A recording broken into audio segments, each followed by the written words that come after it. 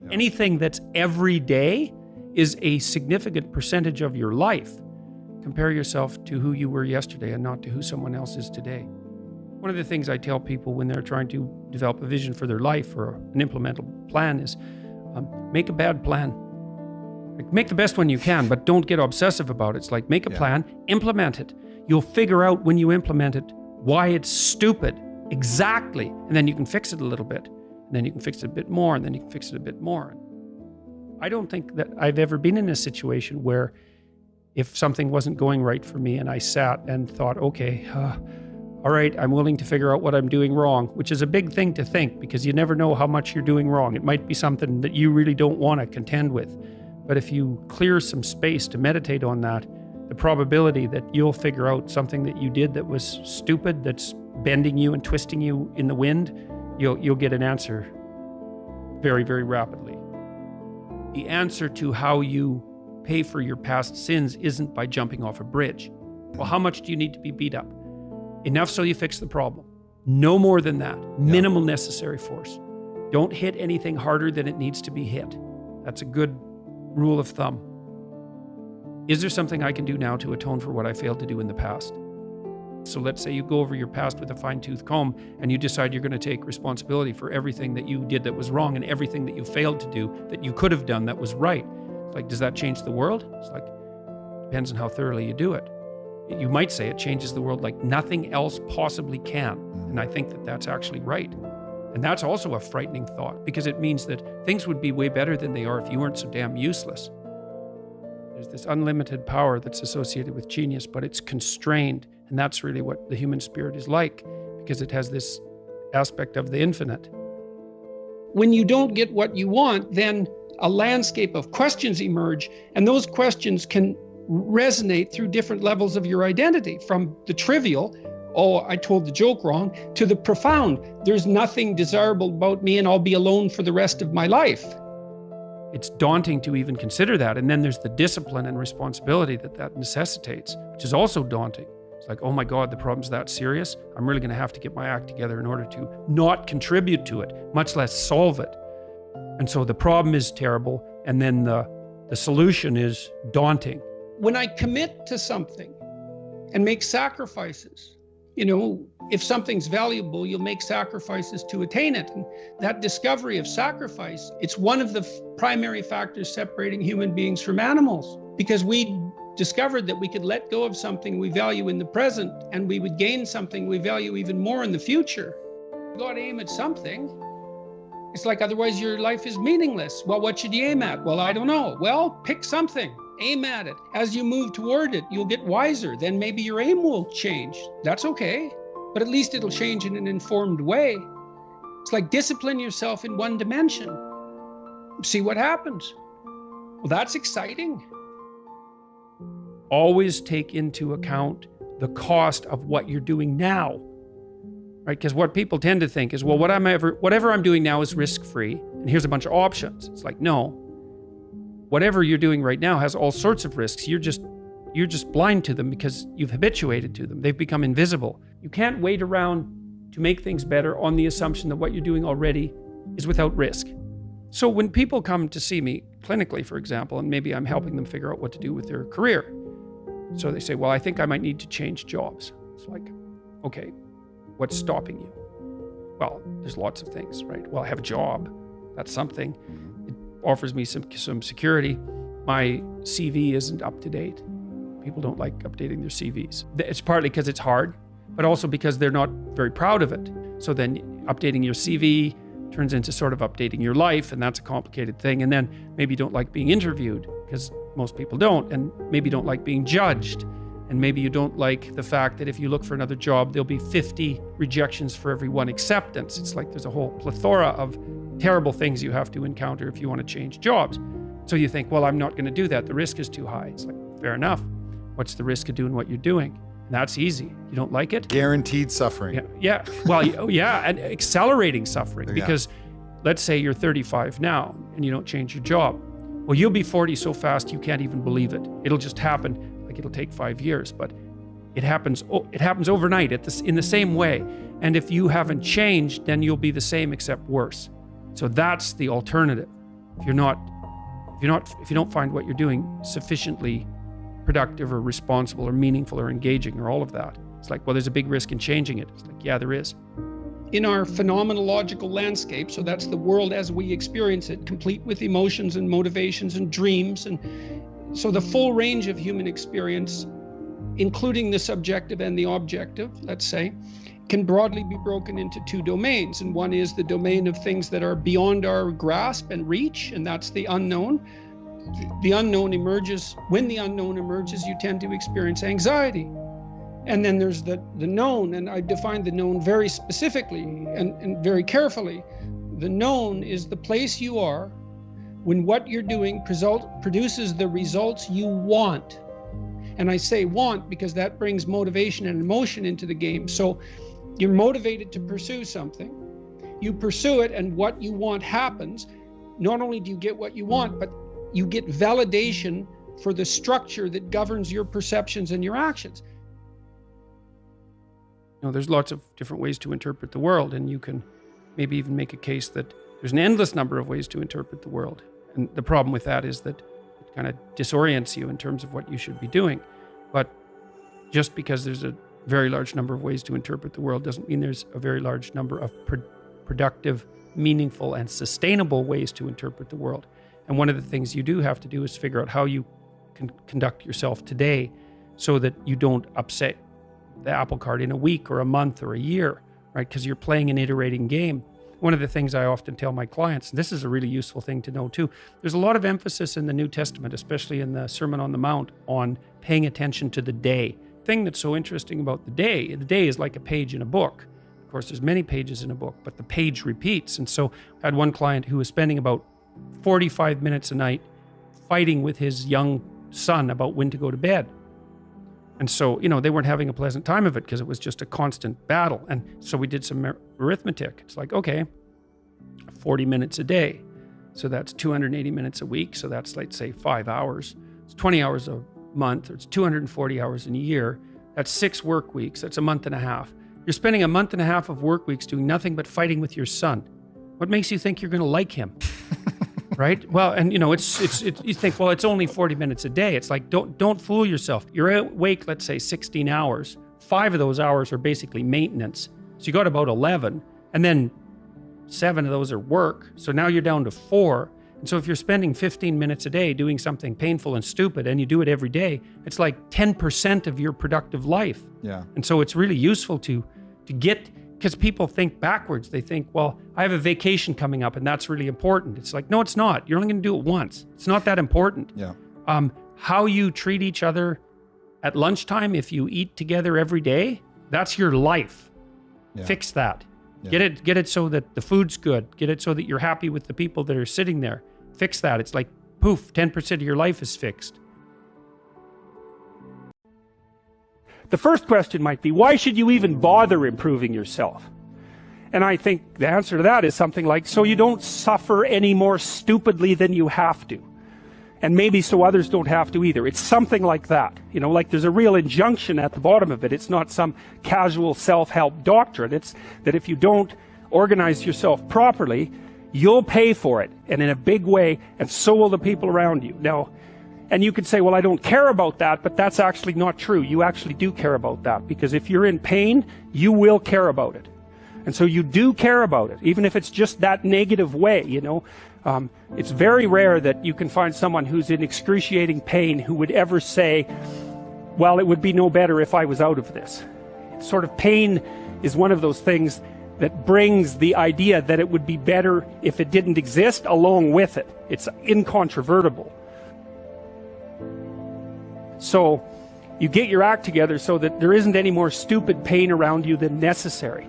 Well, so then the question might be, well, how would you go about getting your act together? And the answer to that, and this is a phenomenological idea too, it's something like, look around for something that bothers you and see if you can fix it. I often tell people too, fix the things you repeat every day, because people tend to think of those as trivial, right? You get up, you brush your teeth, you have your breakfast, you have your routines that you go through every day. Well, those probably constitute 50% of your life. And people think, well, they're mundane, I don't need to pay attention to them. It's like, no, that's exactly wrong. The things you do every day, those are the most important things you do. Hands down. All you have to do is do the arithmetic. Let's say you go into you can do this in a room. It's quite fun to do it just when you're sitting in a room, like a room, maybe your bedroom. You can sit there and just sort of meditate on it and think, okay, if I wanted to spend 10 minutes making this room better, what would I have to do? And you have to ask yourself that, right? It's not a command, it's like a genuine question. And things will pop out in the room that you like, there's a stack of papers over there that's kind of bugging you, and you know that maybe a little order there would be a good thing, and there's some rubbish behind your computer monitor that you haven't attended to for like 6 months, and the room would be slightly better if it was a little less dusty and the cables weren't all tangled up the same way. And like, if you allow yourself just to consider the expanse in which you exist at that moment, there'll be all sorts of things that'll pop out in it that you could just fix. And I might say, well, if you were coming to see me for psychotherapy, the easiest thing for us to do first would just be to get you to organize your room. You think, well, is that psychotherapy? And the answer is, well, it depends on how you conceive the limits of your being. And I would say, start where you can start. If something announces itself to you, which is a strange way of thinking about it, as in need of repair, that you could repair, then, hey, fix it. You fix 100 things like that, your life will be a lot different. See, part of what artists do, for example, when Van Gogh paints a room and you look at it glowing, he's trying to show you what's beyond your perception of the room. And I mean this technically, like the way that your visual system is set up is that whenever memory and presumption can replace direct perception, it will, because it's simpler. So you literally see what you expect to see. And if what you see is dull and drab and boring and pointless and uninspiring, then that's you. It's not what's there. And what the artist does when he or she re-represents that mundane reality is to remind you of what's behind it, the potential that's there. And so what I'm suggesting to people is that they take the potential that's right in front of them. It's like, okay, and here's the rule.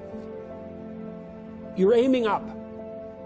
There's something that you could change, that you would change. That might be a very small thing. Could, well, that's within the grasp of your power. Would is within the grasp of your will. To combine those two things might be a very small shift. You might only be willing to make a very tiny step forward. It's like, fine, good enough. Make a tiny step forward. And that makes you a slight bit stronger than you were before. And then the next step can be slightly larger. And it's the path of humility. If people look at their lives, it's a very interesting thing to do.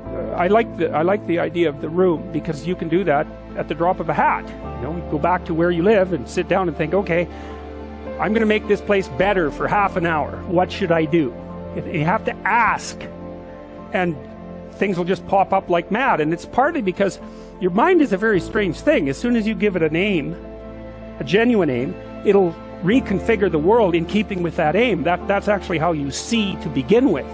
And so if you set it a task, especially, you have to be genuine about it, which is why you have to bring your thoughts and emotions together, and then you have to get them in your body so you're acting consistently. You have to be genuine about the aim. But once you aim, the world will reconfigure itself around that aim, which is very strange. Be careful what you aim at, right? What you aim at determines the way the world manifests itself to you. And so if the world is manifesting itself in a very negative way, one thing to ask is, are you aiming at the right thing? Now, I'm not trying to reduce everybody's problems to an improper aim. People get cut off at the knees for all sorts of reasons. They get sick, they have accidents. There's a random element to being, that's for sure. And so you don't want to take anything, even that particular phrase, too far. You want to bind it with the fact that random things do happen to people. But it's still a great thing to ask. And so what that means is, well, you get up in the morning and you're excited about the day. You're ready to go. And so as far as I can tell, what you do is you specify your long-term ideal Maybe you also specify a place you want to stay the hell away from so that you're terrified to fail as well as excited about succeeding, because that's also useful. You specify your goal. You do that in some sense as a unique individual. You want to specify goals that make you say, oh, if that could happen as a consequence of my efforts, it would clearly be worthwhile. Okay, well, this is what I'm aiming for. How does that instantiate itself day to day, week to week, month to month?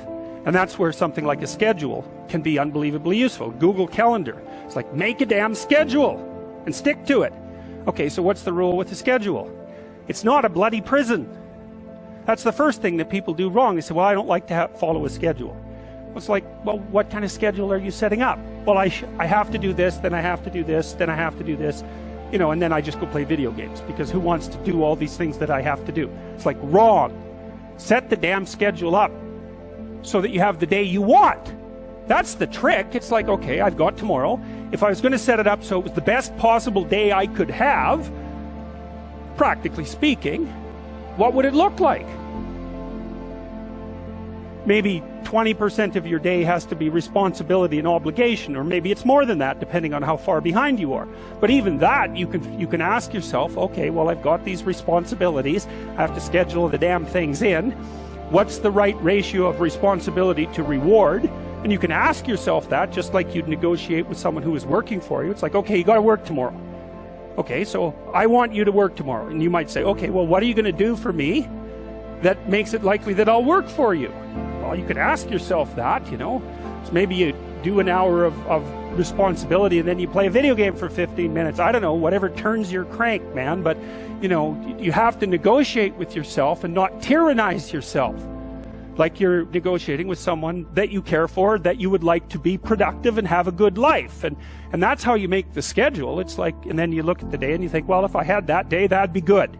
Great. You know, and you're useless and horrible, so you'll probably only hit it with about 70% accuracy, but that beats the hell out of 0, right? And if you hit it even with 50% accuracy, another rule is, well, aim for 51% the next week, or 50.5% for God's sake, or because you're going to hit that position where things start to loop back positively and spiral you upward. And so that's one way that you can work on your conscientiousness, is plan a life you'd like to have. We're built for a burden, and we're not happy without that burden, and we want to find the one that suits us. And that's difficult. It's part of the adventure of life to seek out the burden that suits you. But when you have that, then yes, then hopefully you're operating in harmony with the requirements of those around you. You make yourself a reasonably morally respectable individual. And so now you're not blinded as much by your own proclivity for uselessness and malevolence. And then you can integrate all that. You can integrate all those rules. And that's the beginning of the development of character. And then you can embody the union of the rules. It's something like that. Well, the mission is the improvement of your character, the constant improvement of your character. And I think a lot of that's done in dialogue with your conscience. It's like your conscience is always telling you, Socrates said this thousands of years ago, your conscience is always telling you what you shouldn't be doing.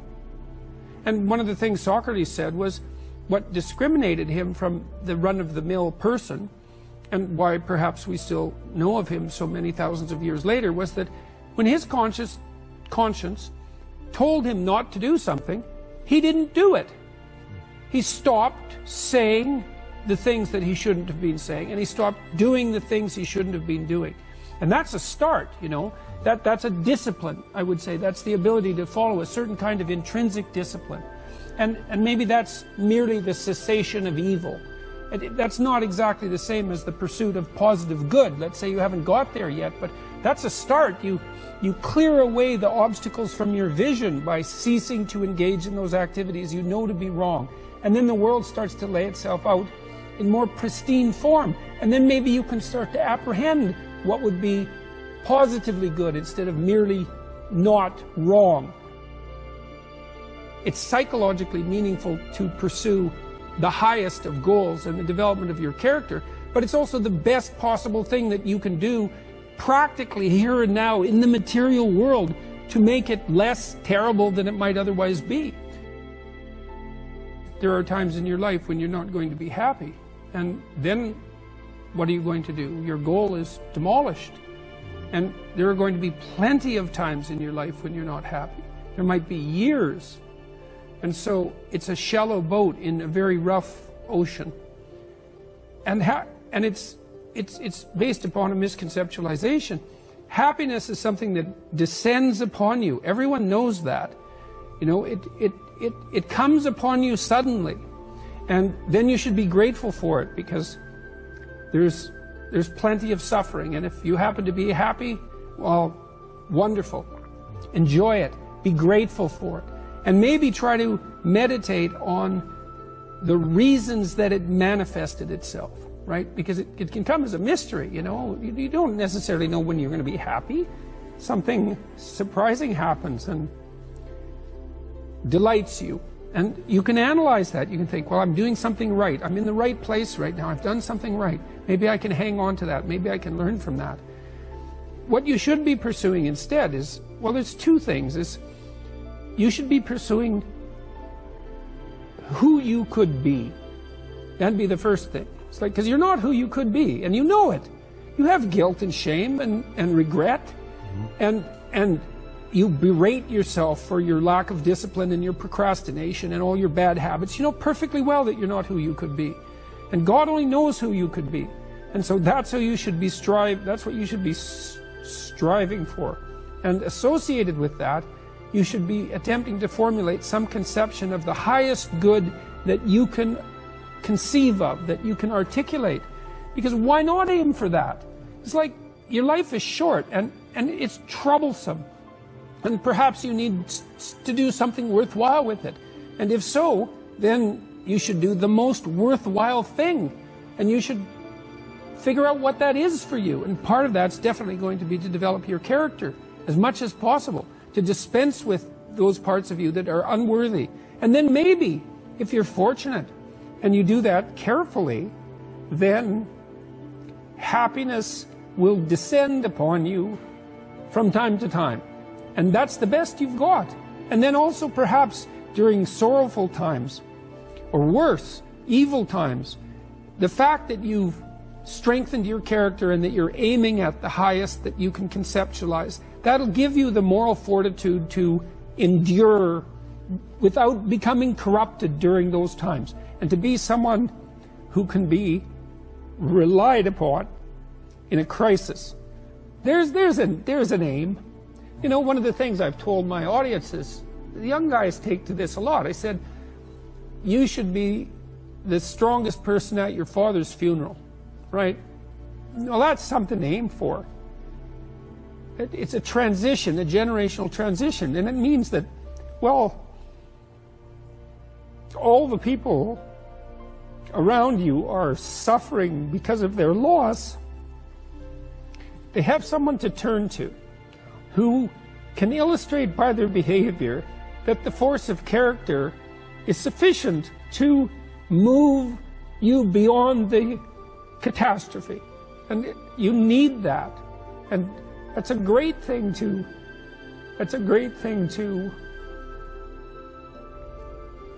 hypothesize as your aim. And happiness just evaporates as irrelevant in light of that sort of conceptualization. The internal problem is, how do you deal with tragedy and malevolence? And you can say, well, I'm not prepared. It's like, yeah, fair enough. Unsurprising, especially if you were overprotected as a child. It's not a good idea to overprotect your kids, because the snakes are going to come into the garden no matter what you do. And so then you, instead of trying to keep the damn snakes away, what you do is you arm your child with something that can help them chop them into pieces and make the world out of them. So that the trick for human thriving in the face of suffering and malevolence is strength, not protection. It's a completely different idea. We also know this clinically. We know, for example, that if you treat people with exposure therapy for agoraphobia, which is, roughly speaking, the fear of chaos, I would say, the fear of everything, you don't make them less afraid. You make them braver. It's not the same thing. And the thing to me is that everything else pales in comparison to that. That's why it says in the New Testament that you should stack up riches in heaven. It's like there isn't anything better than that. You know, you're functioning well, your family's functioning well, you're contributing to your community. What you're doing is worthwhile, you know. You're not tormented by your conscience. You're aiming at something that the sacrifices that you have to make that clearly justify the sacrifices you have to make. Maybe even the sacrifice of your life, because you're in this, like this is a mortal game. You're in this with your whole life. And you'd think that what that would mean, at least in part, is that you need to find a game to play that's of sufficient grandeur and nobility so that perhaps even the fact that mortality is built into the structure now becomes justifiable. I mean, it's a hell of an ambition, but it doesn't seem to me to be something that's impossible. I think you can live your life enough so that it justifies itself despite its limitation. That's the real question. Can you do that? And I believe that you can, and I believe that what that means is that the human spirit fundamentally triumphs over death.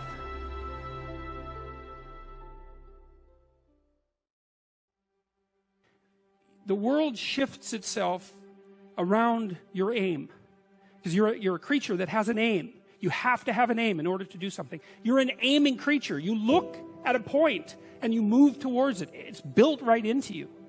And so you have an aim. Well, let's say your aim is the highest possible aim. Well, then, so that sets up the world around you.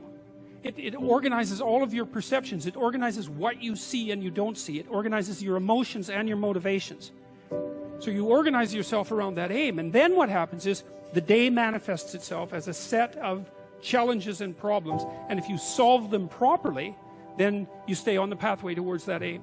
And you can concentrate on the day. And so that way you get to have your cake and eat it too. Because you can point into the distance, the far distance. And you can live in the day. And it seems to me that makes every moment of the day supercharged with meaning. That's how, because if everything that you're doing every day is related to the highest possible aim that you can conceptualize, well, that's the very definition of the meaning that would sustain you in your life. Well, and then the issue is, well, back to Noah. Well, all hell's about to break loose and chaos is coming. It's like when that's happening in your life, you might want to be doing something that you regard as truly worthwhile. Because that's what will keep you afloat when everything is flooded. And you don't want to wait until the flood comes to start doing that, because if your ark's half built and you don't know how to captain it, the probability is very high that you'll drown. Human beings are weird creatures because we're much more activated by having an aim and moving towards it than we are by attainment. And what that means is you have to have an aim. And that means you have to have an interpretation. And it also means that the nobler the aim, that's one way of thinking about it, the better your life. And that's a really interesting thing to know, because, you know, you've heard ever since you were tiny that you should act like a good person. And you shouldn't lie, for example. And you might think, well, why the hell should I act like a good person, and why not lie? You know, even a 3-year-old can ask that question, because smart kids learn to lie earlier, by the way. And they think, well, why not twist the fabric of reality so that it serves your specific short-term needs? I mean, that's a great question. Why not do that? Why act morally? If you can get away with something and it brings you closer to something you want, well, why not do it? These are good questions. It's not self-evident. Well, it seems to me tied in with what I just mentioned. It's like you destabilize yourself and things become chaotic. That's not good. And if you don't have a noble aim, then you have nothing but shallow, trivial pleasures, and they don't sustain you. And that's not good, because life is so difficult, it's so much suffering, it's so complex. It ends, and everyone dies, and it's painful. It's like without a noble aim, how can you withstand any of that? You can't. You become desperate, and once you become desperate, things go from bad to worse very rapidly when you become desperate. And so there's the idea of the noble aim. And it's not something, it's something that's necessary. It's the bread that people cannot live without, right? That's not physical bread. It's the noble aim. And what is that? If you configure your life so that what you are genuinely doing is aiming at the highest possible good, then the things that you need to survive and to thrive on a day-to-day basis will deliver themselves to you. That's a hypothesis, and it's not some simple hypothesis, right? Because what it basically says is, if you dare to do the most difficult thing that you can conceptualize, your life will work out better than it will if you do anything else. Well, how are you going to find out if that's true? Well, it's a Kierkegaardian leap of faith. There's no way you're going to find out whether or not that's true unless you do it. So no one can tell you either, because just because it works for someone else, I mean, that's interesting and all that, but it's no proof that it'll work for you. You have to be all in this game. All right, so you're always in one of these little frameworks, and there's just no getting out of it. So, and that's because, you know, at any given moment, this is like, it's like field theory. There used to be psychological theories that talked about the field of human experience, something like that, and this is kind of what that is. This is a field, and basically what happens is you parse out a little part of the world, say, and so an amount you can handle. So let's say it has some duration. You're not aiming at something 50 years in the future. It's because how the hell are you going to do that? There's too many variables, you know. So you're aiming at some handleable amount of time, and you posit a goal in there, and you plot your route, and then that tells you what's up and tells you what's down, because up moves you towards the goal and down moves you away from the goal, and that sets up your motivational framework so that you have something worth attaining. You know, that's a really interesting thing to know too. It's like, why have a goal? Well, it's easy. No goal, no positive emotion. Because you experience positive emotion by noticing that you're moving towards a goal. And so if you don't have a goal, well, you can't have any positive emotion. So you better have a goal. One thing to remember is that if you don't erect a hierarchical structure with something to aim at, you got no positive motivation, because you experience positive motivation in relationship to a goal, not from attaining the goal. That's satisfaction. And besides, it's fleeting. You know perfectly well. You graduate from university, poof, next day you have a problem, which is what do you do next? And that's a tough problem. It's not like you've solved your problems by winning that game. You just introduced the problem of having to introduce another game. So it's unreliable as a source of positive emotion, but what's reliable is you set a goal and you try to attain it, and then that gives your life, that literally provides your life with meaning. And so you might say, well, what should the goal be? Well, we could start by saying, well, any goal is better than none. And then we might say, well, it should be a goal that other people will let you pursue, because otherwise it's going to be kind of difficult. And maybe they'll be even happy to help you pursue it. That would even be better. And maybe it's a goal that would enable you to learn how to pursue other goals while you pursue that goal. Boy, that would really be good. And so you can see that your goal is parameterized, but that doesn't mean that any old goal works. It means there's some goals that work nicely and some not so nicely. There are playable games and non-playable games. That's a good way of thinking about it. And you want to have a playable game. And there's a lot of them. Lawyer, plumber, you know, actor, whatever. They're playable games. And it's not obvious which one's better, but it's certainly obvious which ones are sustainable and which ones are worse. So there's a set of playable games, and you need to extract from that set of playable games a game that suits you. And that would be partly due to your temperament, you know, because extroverted people want to play an extroverted game, and highly neurotic people want to play a safe game, and agreeable people want to play a generous game, and disagreeable people want to play a game that's highly competitive so they can win, and, you know, fine. But they're all within the realm of playable games. The world's way more complicated than a text, and so there's an infinite number of ways that you can look at the world. And so how do we know that any one way is better than any other way? That's a good question. Now, the postmodern answer was we can't. And that's not a good answer, because you drown in chaos under those circumstances, right? You can't make sense of anything. And that's not good, because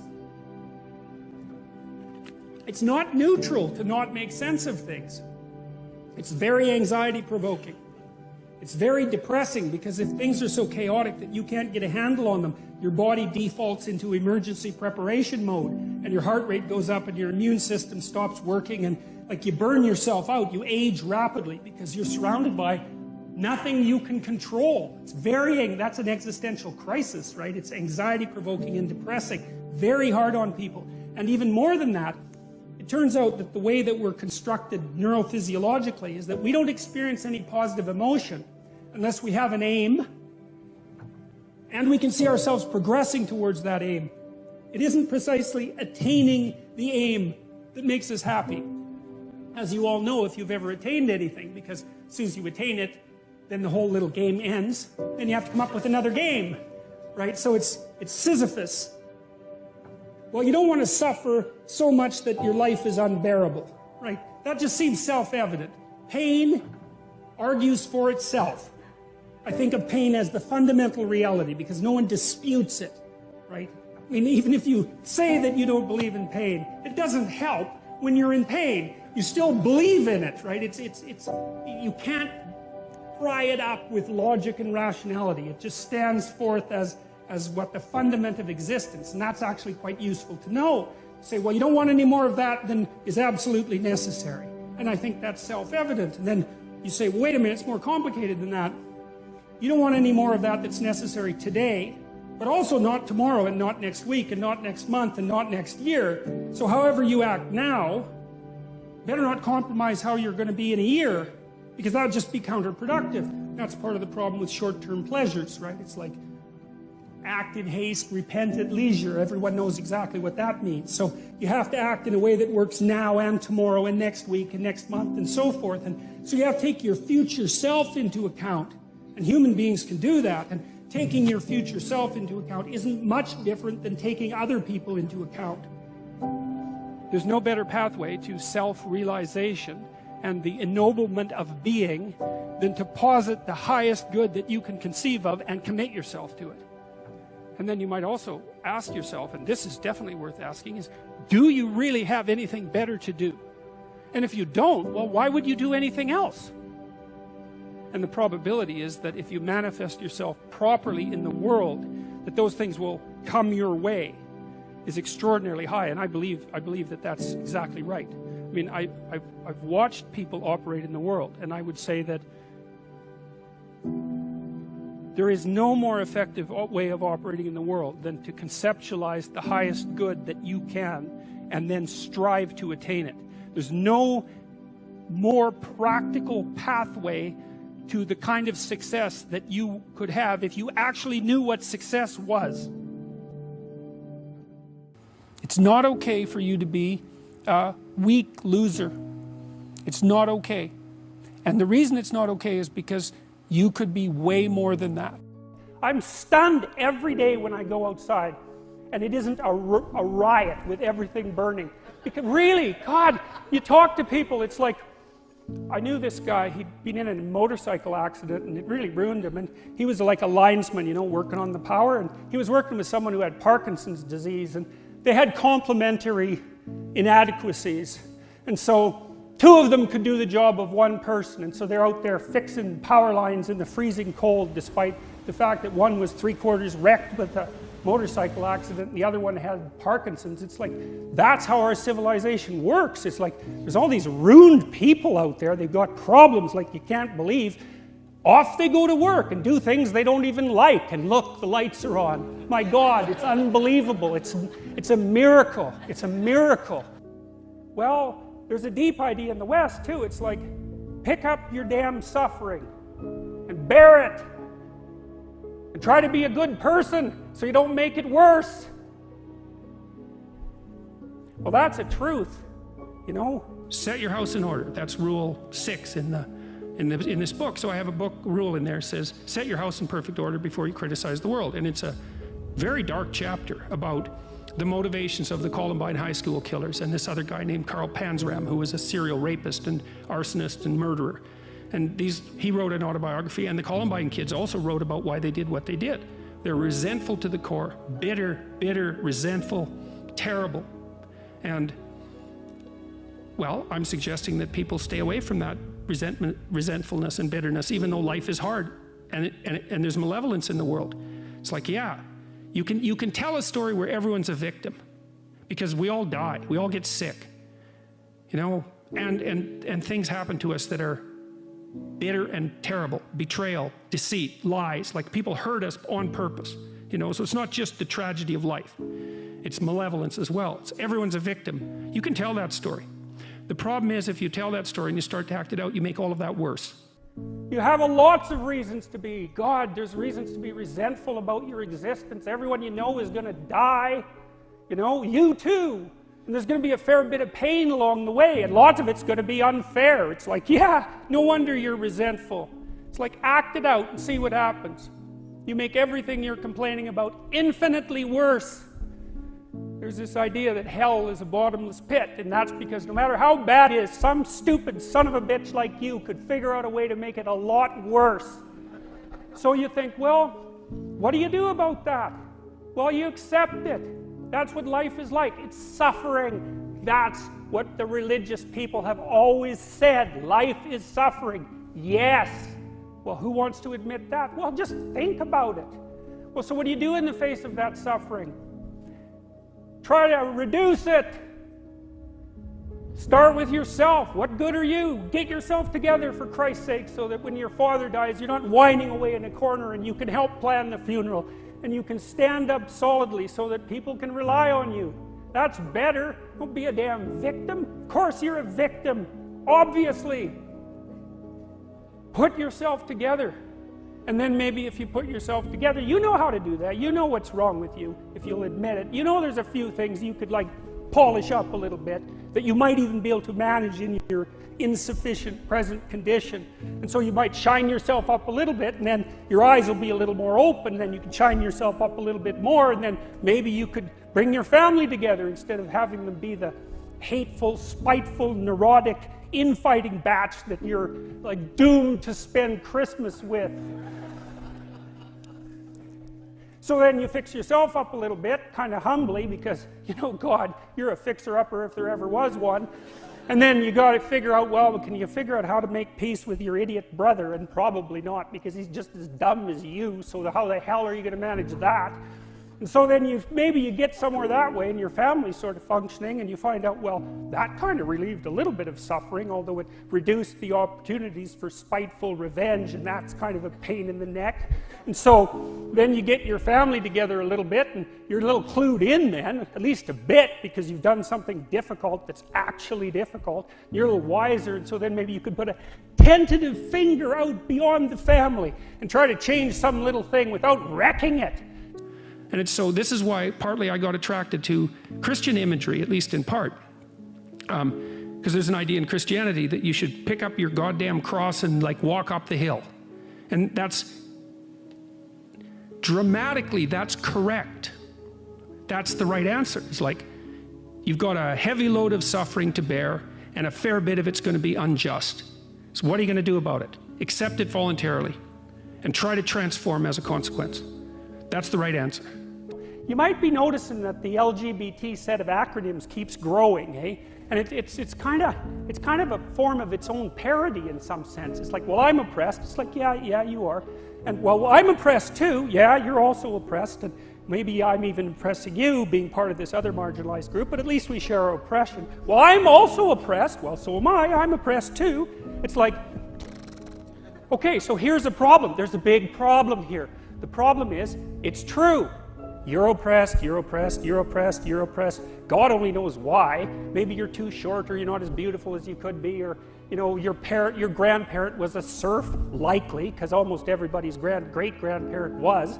It's like, you know, and you're not as smart as you could be, and you have a sick relative, and you have your own physical problems, and it's like, frankly, you're a mess. And you're oppressed in every possible way, including your ancestry and your biology, and the entire sum of human history has conspired to produce victimized you with all your individual pathological problems. It's like, yes, true.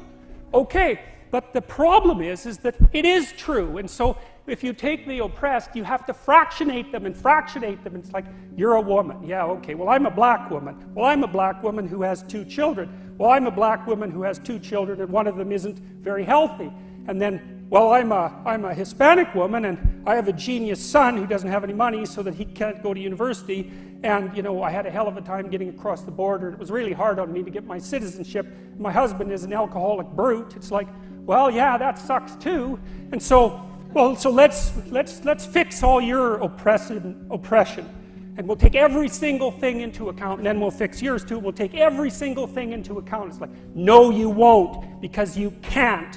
You can't. It is technically impossible. When Adam and Eve become self-conscious, the scales fall from their eyes. They realize that they're naked, and to realize that you're naked is to understand your vulnerability. That's why Adam and Eve clothed themselves right away. Oh no, I'm naked, I can be hurt. Okay, I can be hurt. I have to clothe myself, I have to protect myself in the future. You actually become aware of that in a way that animals aren't.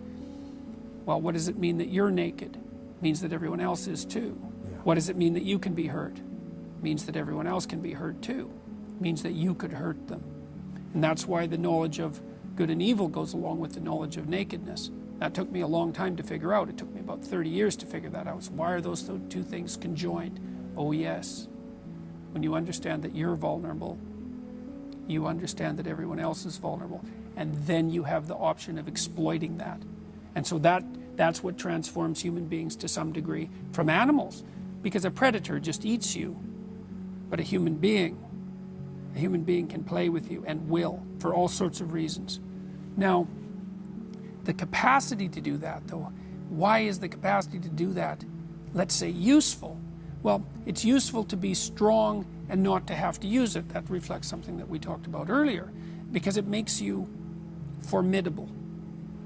And I think that you have to be formidable in order to move forward properly in the world, even to get through obstacles that aren't. Just to get through obstacles, you have to have some strength of character. You have to have some commitment. And some of that is, there will be a cost if you interfere with me. It'll be the minimal cost necessary. Let's say if you've got yourself under control. It will be the minimal cost necessary. But do not be thinking there won't be a cost. And I don't believe that if that's not built into your character, then you have no strength, and you certainly have no strength when you're pushed by someone who's malevolent. A bully, if you're like that, if the bully pushes you, and your response is, there will be a cost for pushing me, and you will pay it, then the bully will go elsewhere. And we know that too from studies of bullies. You know, like even childhood bullies, they push around kids, and then they find the ones that retreat and withdraw, and they bully them. So, and you know, you might think, well, usually children are bullied because of some abnormality. That's a very common idea. It's like, there's a guy named Dan Olweus, a very smart Norwegian psychologist, and he studied bullying for a long time as a precursor to fascism, by the way, so that was his interest. He said his analysis indicated that at least 3/4 of children have some obvious abnormality that could be the focus of bullying attention. It might even be your name. It doesn't take much of a genius bully to come up with a good way of making fun of your name, or you're too tall, or you're too short, or, you know, or your brother's too tall or too short, or there's something. It isn't the abnormality that is the cause of the bullying. It's the abnormality might become the focus of the bullying, but part of the cause is the withdrawal in the face of the bullies, because the bully thinks he can get away with it. Well, if you're, and it's also the case with children who are preyed upon by adult predators. Like adult predators of children look for children who are easily cowed and who won't put up a fight. So for example, if you're teaching your children to be terrified of strangers, that's really not a very good strategy. You want kids who are confident and who will make a noise if someone messes about with them, and who are, and so that characterological strength has to be built in. I read the story. It's not a biography, if I remember correctly, of the captain. I might be wrong about that, but I've got the basic story right. Well, they had a shipwreck in the Antarctica. And then they were there for a whole year in the Antarctica, you know, and none of them died, not one. He didn't lose a single man. Not one. He kept their morale high. And then they took this boat that was on the ship, and they crossed like 400 miles of the roughest ocean, the roughest frigid ocean in the world, right? You don't go in that ocean. And then they went to an island, and they walked across the island, across these mountains that no one else has ever climbed since. And they went to the city on the other side of the island, and they got a boat, and they went and rescued their compatriots, and everyone survived. It's like, Endurance is the name of the book. You read that book, man, you think, wow, people are really tough, you know, and it's ridiculous. So who knows how tough you are? And maybe you find out by going out to find out how tough you are, right? So you take on a challenge, one that you think you can master, that's just a bit beyond your grasp, and you master it, and then you're a little tougher, and you think, hey, that worked out pretty well. And so then you're more of a monster. And then you go out and you find another challenge that's even bigger, and you think, well, maybe I can do that too. And then all of a sudden you can, and you get a little bit bigger, and God only knows what the limit is of you. And you find out by pushing yourself against the world, and of course that's what Abraham is doing. And so, see, we're very pessimistic, us modern people, you know. We're pessimistic about humanity, that's for sure. Dismal, wretched, planet-destroying, cancer on the planet, right? As the Club of Rome described us so pleasantly back in the 1960s, you know? And I don't know, maybe we're ashamed of the Cold War. Maybe we're ashamed of all the destruction in the 20th century and the hydrogen bomb and the, you know, the continuing catastrophes of our societies. And we're deeply ashamed of that and ashamed of ourselves personally. But it's a hell of a thing to, you know, call us a cancer on the planet. There's just no excuse for that, because what you do with cancer is eradicate it. And I don't think that that's a very noble motive, personally. And I think it says a lot about the people who would use such phraseology, that they would dare to conceptualize humanity in that manner. But you know, it would be nice if we could be optimistic. And I think, again, the problem with being optimistic is that it's naive. So then the question is there an optimism that's not naive? And I think there is. And the optimism that's not naive is in just a visualization of how strong people can be. So one of the things that I tell people, I've told my students in my class, in Maps of Meaning, here's a goal. You want to be the person at the funeral of your father that everyone can rely on. How would that be? You want to be the person who's broken and useless and adding to the misery in the corner. And look, I'm not making light of people's grief. You know, I understand grief. But who do you want to be when there's a crisis? Right? Do you want to be the person that everyone can turn to for strength? It's like, why the hell not? Why not that as a goal? That'd be a good goal, because then if there's a crisis, and there will be, it won't be such a bloody crisis, because there'll be someone there that can deal with it. You know, so when I went and talked to these people at the funeral home, I envisioned that. I thought, okay, well, this is something you have to contend with if you're going to be alive and adult. You have to contend with death and suffering, and you have to be ready for it. And you have to be there for the person, because that's all they're going to have. And so there's a goal, man. And in this time of nihilism, you know, it's what's the point of life? People ask, and they're taught that at universities. What's the point of life? Everything's interpretation. Humanity's a cancer on the planet. You know? Well, how about no? How about not that? How about that there's something to us?